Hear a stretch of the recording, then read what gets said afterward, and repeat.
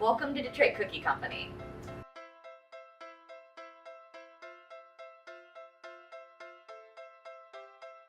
My name is Lauren Roumayah and I'm the owner of the Detroit Cookie Company.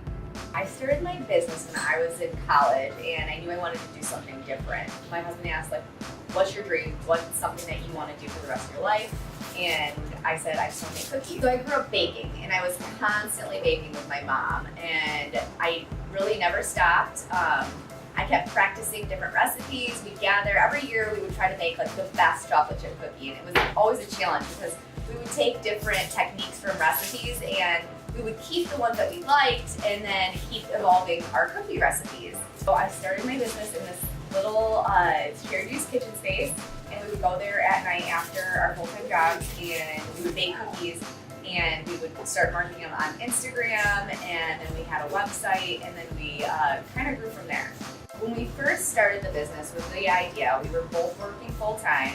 I was constantly saving my money. I'm a big saver. I put away basically everything that I had. So over the course of those 3 years prior to opening our retail location, I had a big chunk of change that I was able to invest in the bakery. So we focused on one product and we wanted to do one product really well. So it was our chocolate chunk cookie. From there, we started with the name, and then we started marketing our brand, Detroit Cookie Company, on Instagram, gained a following, then created the website, started selling our cookies, and then from there we just kind of, kept creating new flavors and changing things up. And then when we found our location, luckily it was basically a fourth of what we would really need if we had a white box, because this had all the equipment we needed in the back.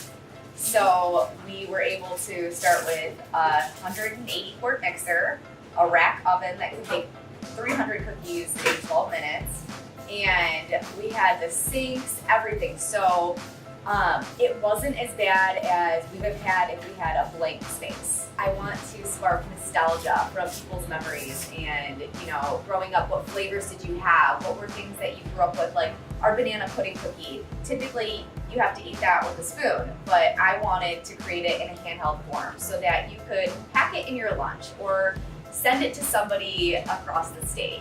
We love using local Detroit brands, and I love creating a family of like-minded people in our community. So it's really awesome that there's a ton of entrepreneurs in the baking and snack industry.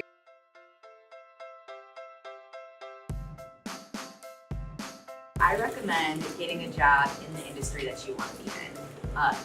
Work as much as possible, grasp all that knowledge, learn the business in and out. You'll be able to make it work if you work really hard.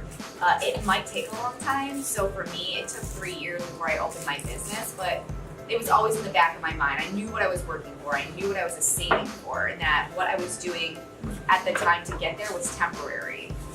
If you really want to do something, it's not going to be easy, and you have to take every dollar that you earn, put that away, and invest in yourself, invest in your business.